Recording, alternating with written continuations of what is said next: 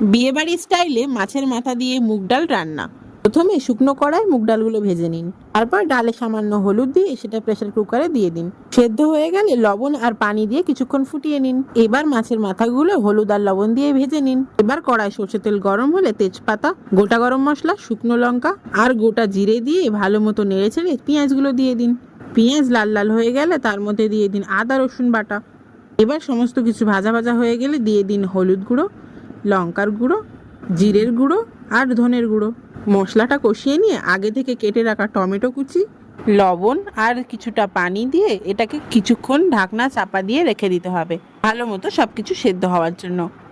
এরপর ঢাকনা খুলে মশলা থেকে যদি তেল বেরোয় তাহলে মাছের মাথাটা দিয়ে দিন, দিয়ে ভালো মতো কষিয়ে নিন আর ওপর থেকেই দিয়ে দিন ডালটা।